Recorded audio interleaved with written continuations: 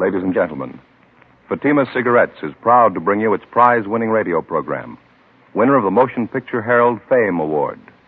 The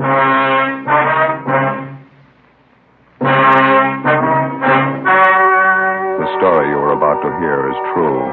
Only the names have been changed to protect the innocent. Fatima Cigarettes, best of all long cigarettes, brings you Dragnet.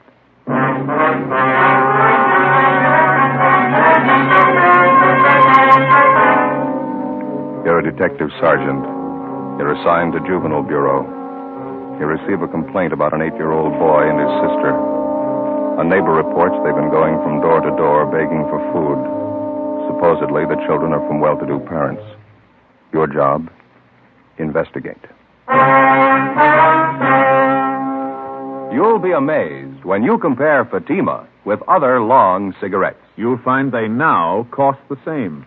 But in Fatima, the difference is quality. You see, Fatima is the quality king-size cigarette because it contains the finest Turkish and domestic tobaccos superbly blended. And Fatima is extra mild, with a much different, much better flavor and aroma than any other long cigarette. So compare Fatima yourself. Fatimas now cost the same as other long cigarettes, but your first puff will tell you... Ah, that's different. Yes, in Fatima, the difference is quality. Ask your dealer for Fatima, the quality king-size cigarette. Best of all long cigarettes. Start enjoying Fatima tomorrow.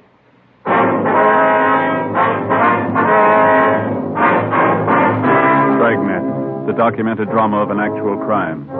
For the next 30 minutes, in cooperation with the Los Angeles Police Department, you will travel step by step on the side of the law through an actual case transcribed from official police files. From beginning to end, from crime to punishment, Dragnet is the story of your police force in action. It was Tuesday, April 27th. It was overcast in Los Angeles. We were working the day watch out of Juvenile Bureau. My partner's Ben Romero. The boss is Captain Kinsling. My name's Friday. I was on the way back from communications, and it was 4:38 p.m. when I got to 1335 Georgia Street, second floor, room 14.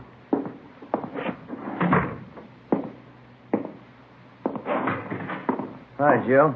Been waiting long? I was just checking the record. No, I just got here. What's this thing all about? Well, just what I told you on the phone. 7-year-old boy and his sister covering the neighborhood begging food. You ready to go? Yeah, let me put this away first. All right. Kid's supposed to be from a wealthy family, huh? Well, wealthy enough to live in the best part of Bel Air, yeah. Doesn't make much sense. Must be some kind of a gag, huh? No, not according to the neighbor who called in. Yeah? She says the kids are half starved.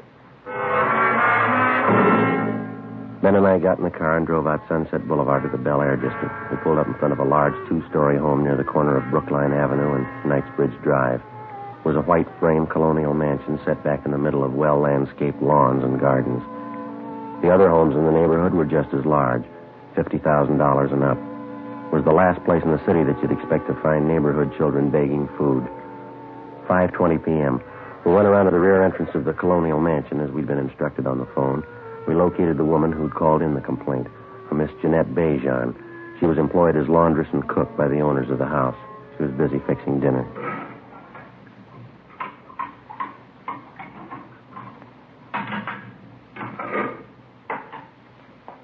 They're from next door, officer. The children. As I explained on the phone, a boy about 7 years, a girl 5 years old, I guess. Which side do they live on, Miss Bejan? The house on the corner? No, the other side. Up here. The brown and white house. Just up the street next door. Mm-hmm. Are the children there now? Do you know that? No, but they were here this afternoon again. Here to the back door asking for something to eat. I do not understand it. Something must be wrong. Well, have they been around often, Miss Bejan? 2 or 3 days, maybe 4 days. At first I thought they were fooling, but they were not. I gave them some cookies, sandwiches. They were very hungry. They ate them like they were starving. The little girl saved her cookies. She took them with her. How about their parents? Are they at home? Oh, excuse me. Passage.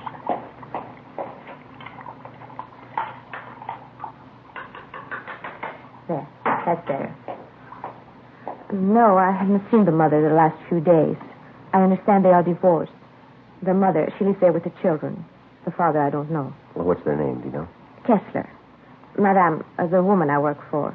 She says there are 3 children in the Kesler family. But I don't know. I have only seen the 2, the boy and the girl. I would go over and see what is wrong, but I do not know the Kesler. It is not my place. That's why I called you, officer. All right, Miss Bejan. Well, thank you very much. Oh, not at all, officer. You understand, I do not mind giving the children food. Well, I think only something is wrong if they do not get it at home. Well, thank you very much for notifying us. We're going to check into it. I'm just a little curious, Miss Bejan. What's that you're making? This? Napoleon. How's that? Napoleon. You know, Napoleon pastry. Oh, yeah. Sure smells good. Well, thanks again. Oh, certainly, officer. If there is anything I can do, you will let me know? Yes, ma'am, we will. Goodbye. Goodbye. Thank you very much.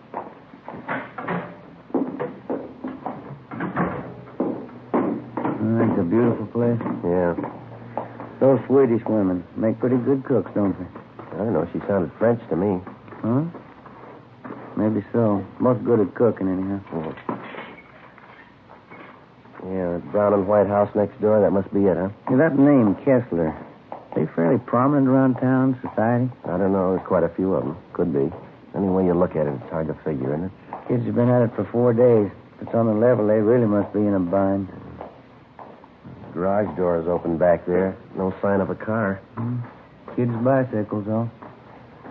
Let's try the front door, huh? Mm-hmm.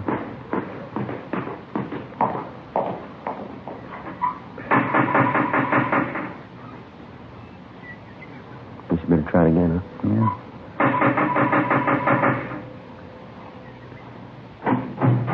Yes, sir?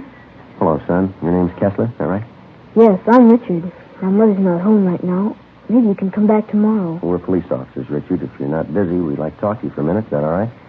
Yes, sir. That'd be all right. Would you come in, please? Thank you. Richard Kesler was a blonde-haired, wiry boy, polite, well-mannered. He told us that he was 8 years old and he attended the neighborhood grammar school. He showed us back to the kitchen where he was warming a can of soup that he borrowed from a neighbor. It was a large house, richly furnished, but it hadn't been cleaned for weeks. Dust was piled up thick on the furniture, and children's books and toys were scattered around the rooms along with scraps of dried bread, half-eaten. The house was cold and musty. On a small bar in the dining room, there were 3 half-filled cocktail glasses, a plate full of cigarette butts. Evidently, they'd been standing there for days. On the sink in the kitchen, there were a few pieces of stale bread and an open bottle of milk that had turned sour. Next to it were a half a dozen empty whiskey bottles. The Kesler boy was well-dressed, except for the shirt that he had on. It looked as if he'd been wearing it for a week. What did you want to talk to me about, officer? I haven't done anything wrong. Oh, we know that, son. We'd just like to find out how you've been getting along.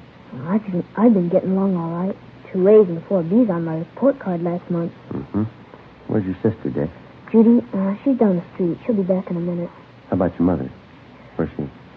She's out, too. She'll be back. When do you expect her, son? Pretty soon. She's coming back pretty soon. Well, your sister, Judy, she's younger than you are, isn't she, Dick? Yes. Judy's only 6. I'm 8. Any other grown-ups live here with you besides your mother? No, Mom takes care of us. She'll be back pretty soon. We'd like to have you tell us the truth now, Dick. How long's she been gone? I don't know. It's probably important. Taking her a long time. If you can come back tomorrow, she'll probably be here then. When was the last time you saw her, son? Son, how about that? A couple of days ago. Well, this is Tuesday. You mean she left the house Sunday? No, before that. Last Friday night she went out. Said she'd be back. I don't know. Did your mother say where she was going, Dick? No, her boyfriend was here. Larry, I don't know his last name.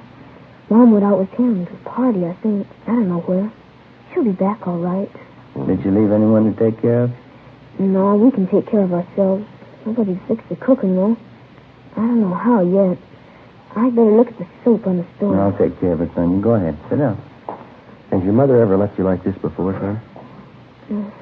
Maybe once or twice. She never stayed away this long, though. I don't know.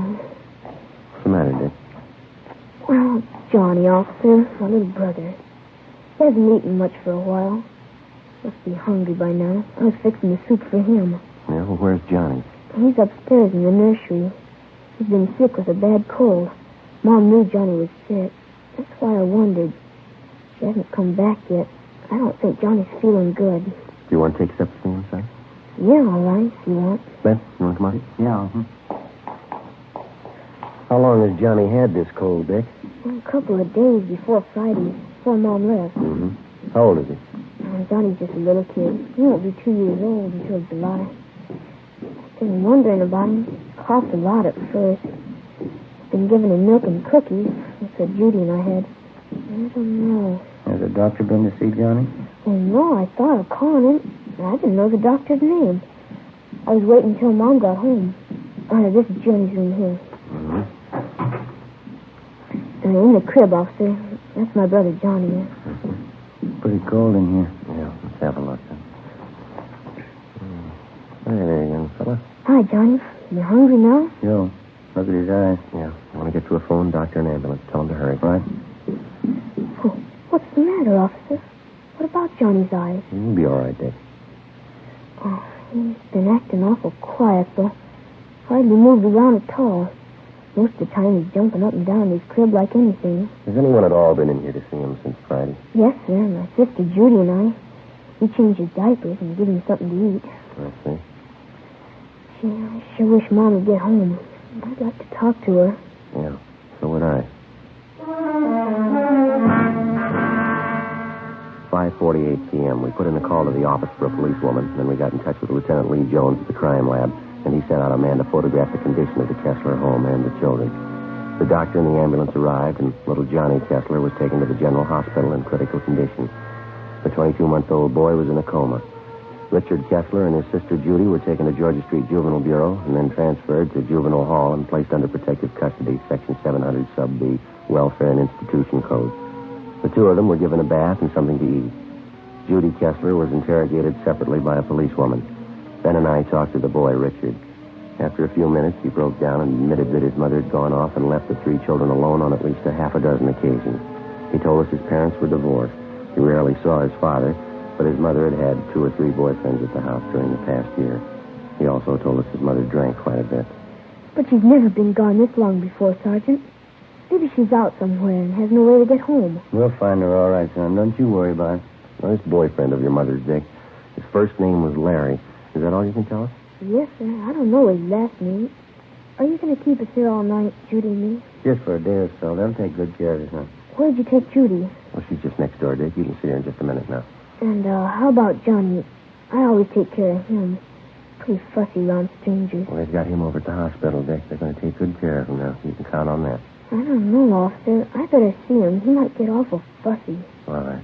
We'll fix that up for you. Do you have any relatives in Los Angeles, son? Aunts, uncles, anyone like that? No, just my father, but I don't know where he lives. We had a nurse who used to take care of us, Mrs. McIntosh. She was swell. My mom fired her, though. Oh, how'd that happen? Do you know? No, I'm not quite sure. Maybe my mom was drinking. Mrs. McIntosh got mad at her. Had a big fight, and Mom fired her. Oh, now, this Mrs. McIntosh, you know where we can find her? No, sir, I don't.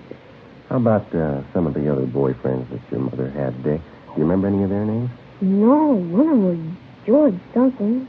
I don't remember the other one. Joe, see you a minute? Yeah, Mac. You want to stay with the boy, huh, Dick? Yeah. Hospital call. It's a lousy thing. Well, what's that? The Kesler boy, little Johnny, Yeah? he just died. John Albert Kesler, white male American, age 22 months. All the pertinent facts and data would be listed on the crime report. And if and when the case was closed, the report would be filed away. Wouldn't be any different from 1,000 other dead body reports. Same size, same color, same number up in the left-hand corner. In the course of 10 or 20 years on the job, a police officer sees a lot of them. Most of them he forgets. A few of them he never forgets. The next morning, the body was posted to the county morgue. It was found that the youngster had been suffering from malnutrition, but the cause of death was listed as a basal skull fracture. Homicide detail was notified. The search for the mother, Mrs. Jean Kesler, went on. We talked to her neighbors, all of her friends that we could locate. We checked out an address book that was found in Mrs. Kessler's effects at her home. We got out a broadcast and an APB. No luck. Thursday, April 29th. How about the youngster's brother and sister, Ben? You think it could have happened that way? How do you mean? Well, we were taking care of the little fella. They might have had an accident with him. They're afraid to own up to it. I don't think so, Joe. No, that's not very likely, Mac. We talked to him quite a bit last night. A couple of pretty honest kids. Pretty sure that they wouldn't lie about something like that. Where does that leave it, the mother? Good possibility. We know Mrs. Kesler drinks quite a bit. She could have lost patience with a little boy. More chance of an accident there. I get it. Funeral Friday. Yeah, Bert. Where's that? Uh-huh. Right, thanks. Yeah? Woman answering Miss Kessler's description checked into the hotel down on South Hope last night. Still registered? When she checked out early this morning, they found a woman's sport coat in the room. What about it? Blood stains on it.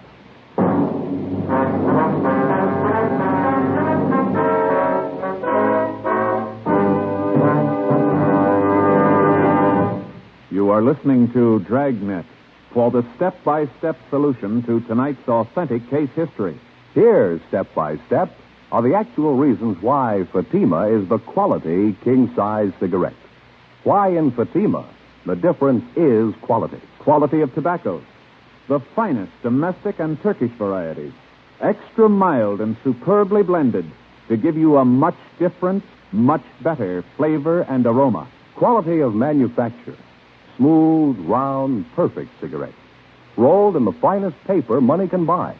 Manufactured in the newest and most modern of all cigarette factories. Quality even to the appearance of the bright, clean, golden yellow package.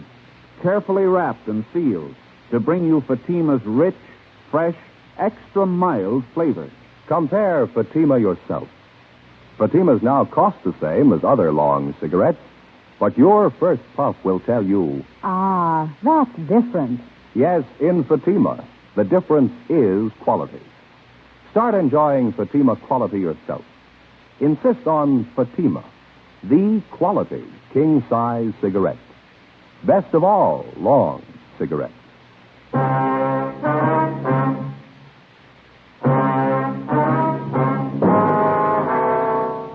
Friday, April 30th. We were still without a lead as to the whereabouts of the missing mother, Mrs. Jean Kesler.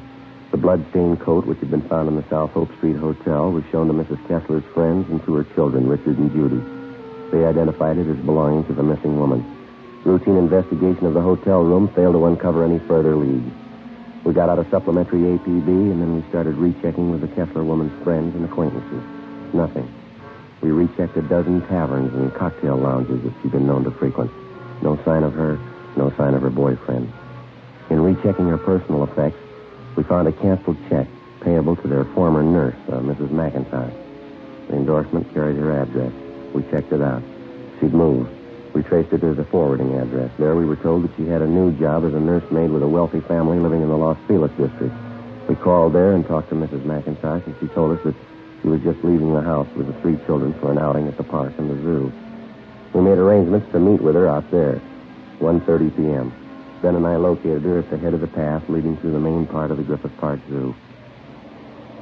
I read about it in the paper, Sergeant, about Johnny. I didn't know you wanted to talk to me. I would have called in if I did. We're still trying to locate the mother, Mrs. McIntosh. Can you help us out there at all?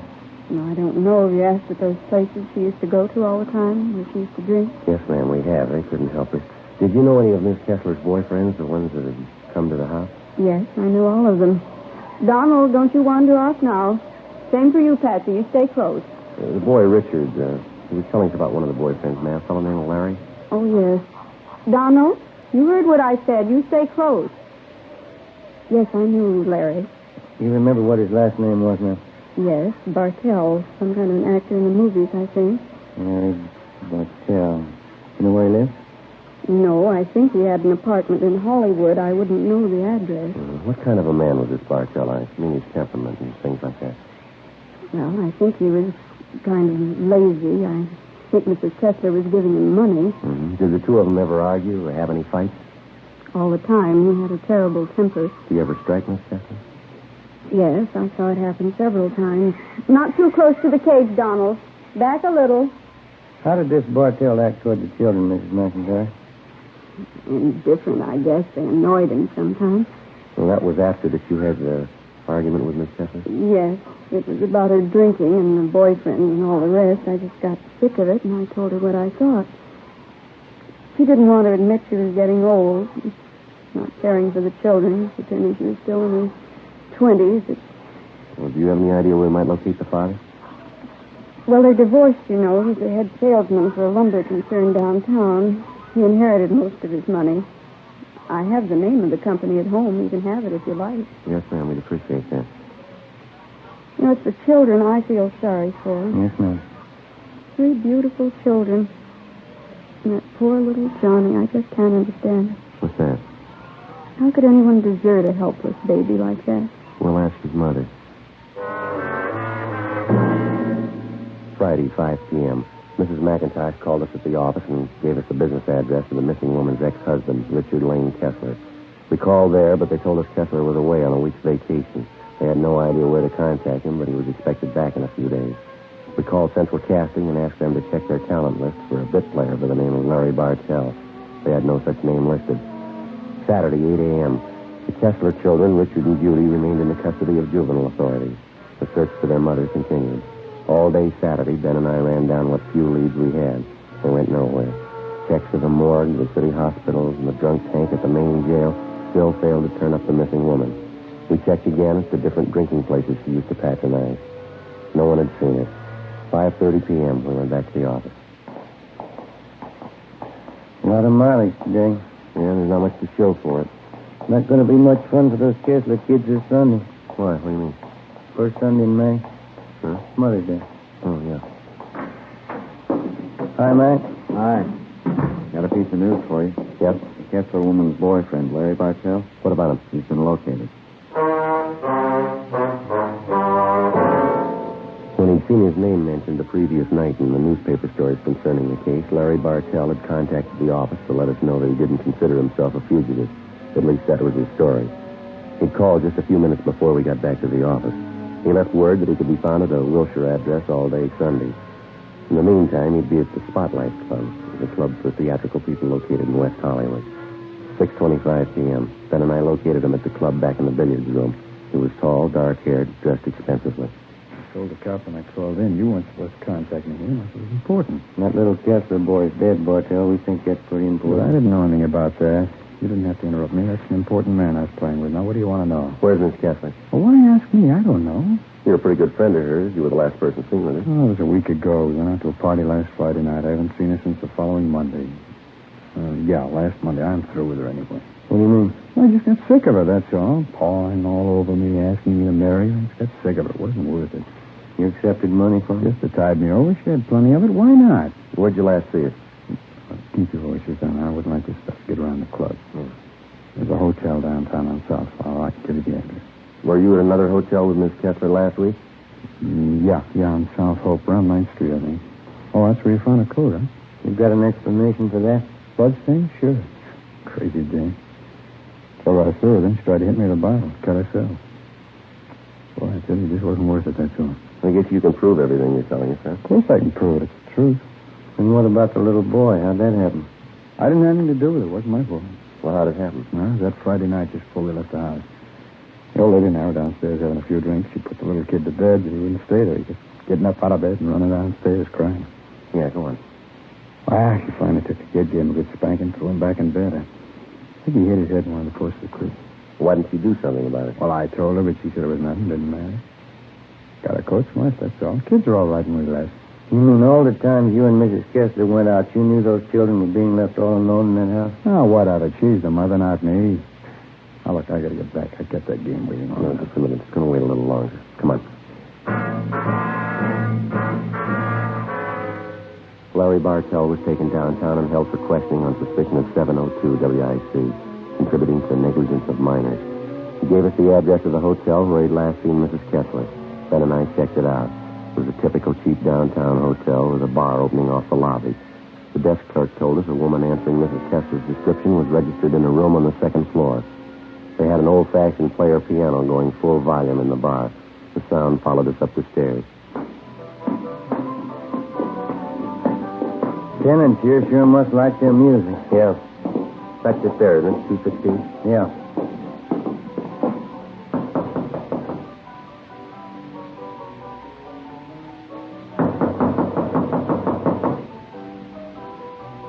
You better try it. Yeah. Let's have a look. Who's there? Who is it? You Mrs. Jean Kesler? What is it? Who are you? Police officers would like to talk to you. I haven't done anything. but he won't need. I want to talk to you about your children, Miss Kesler. But I didn't do anything. Johnny was sick, that's all. I didn't do anything. That's not what Bartell says. Larry, have you seen him? Is he coming back to me? You better get up, lady. Get your coat. I gotta have Larry back. He's everything to me. I love him. Is he coming back? You've been gone over a week. Aren't you a little worried about your children? They're all right. I'm too young to spend my life on children. I need Larry. Where is he? See if you can find a coat, will you, Ben? Yeah, all right.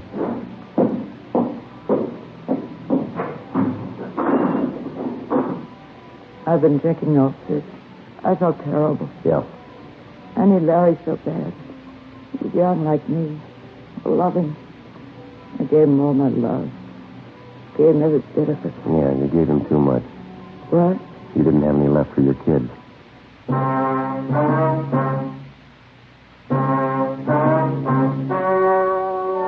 story you've just heard was true. Only the names were changed to protect the innocent. On July 2nd, trial was held in Superior Court, Department 87, City and County of Los Angeles, State of California. In a moment, the results of that trial. Now, here is our star, Jack Webb. Thanks, Jim. Friends, if you're with us week to week, you've heard me say, in Fatima, the difference is quality. It's a difference that you can prove just by buying a pack and smoking them. You'll find Fatima's extra mild, with a rich, better flavor and aroma. Stop in at the store in the corner and buy a pack of Fatimas the first chance you get. You'll find in Fatimas, the difference is quality. Ladies and gentlemen, I'd like to take a moment to thank all of you for your very fine response to our program, Dragnet. Since the first show went on the air about a year and a half ago, your cards and letters have been a constant source of encouragement and guidance. In the field of radio presentations, we felt that we were attempting something a little different, and we were not altogether sure that it would meet with your approval. Possibly, we were sure that our approach to this type of presentation was a sound one, but the final approval had to rest with you. If we may judge by your response, you've placed Dragnet high among the programs that you enjoy most. And for this, we're indeed grateful. We've tried to bring you, first of all, an adult program worthy of the 30 minutes that you spend with us each week. We've tried to bring you an honest and authoritative report on the work of your police force.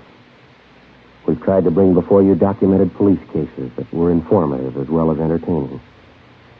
In forthcoming weeks, we sincerely hope that Dragnet remains one of your favorite shows. Your letters have been read by all members of the Dragnet production staff. So if you like to listen to Dragnet, it's because you, our listeners, have helped to guide us in presenting the kind of entertainment that you want. And for this, our thanks.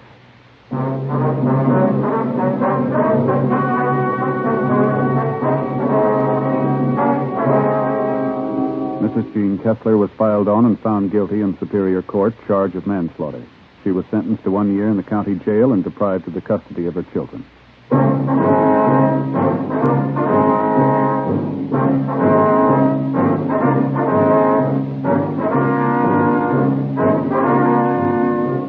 You have just heard Dragnet, a series of authentic cases from official files.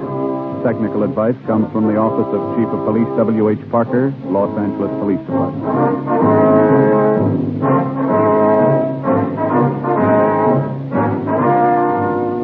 Fatima Cigarettes, best of all long cigarettes, has brought you Dragnet, portions transcribed from Los Angeles. Now stay tuned for Counter Spy. Then it's Screen Director's Playhouse on